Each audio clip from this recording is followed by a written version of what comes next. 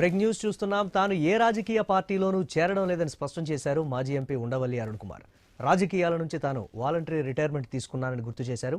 రాష్ట్ర విభజన జరిగి 11 ఏళ్లైన సందర్భంగా రాజమండ్రిలో మీడియా ముందుకు వచ్చినట్లు తెలిపారు ఉండవల్లి.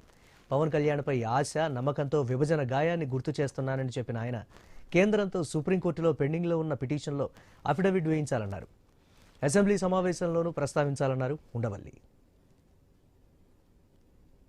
నాది నేను అనేక సార్లు చెప్పాను, నాది వాలంటరీ రిటైర్మెంట్, కంపల్సరీ రిటైర్మెంట్ కాదు. నేను కావాలని రిటైర్ అయిపోయాను. నేను ఎందుకు వెళ్తాను? ఇంకా కంపల్సరీగా తోసేసి ఏ అవకాశం లేకుండా ఖాళీగా ఉంటే ట్రై చేసుకుంటూ ఉంటాం, అందులోకి వెళ్దామా ఇందులోకి వెళ్దామని. నాకు లేదు, నాకు ఇంట్రెస్ట్ లేదు, నేను చేయలేను. ఇంట్రెస్ట్ లేదని కాదు, నేను చేయలేను, ఏ పోస్టు చేయలేను. ఇలా మీతో అప్పుడప్పుడు మాట్లాడడం తప్ప ఏ పోస్టు చేయలేను. నేను చాలా ఎంజాయ్ చేస్తున్నాను 10 ఏళ్ల నుంచి. నా లైఫ్ చాలా బాగుంది, నా హెల్త్ బాగుంది, బీపీలు షుగర్లు అన్ని కంట్రోల్లో ఉన్నాయి. నేను ఆ 10 ఏళ్ళు ఎంపీగా చేసిన టైంలో ఇంతగా లేను, ఇంత ఆనందంగా లేను. సరదాగా మేము కూడా చూసుకుంటూ ఉంటాం, ఏమైంది, ఓహో ఇవాళ ఈ పార్టీలో పెట్టారా.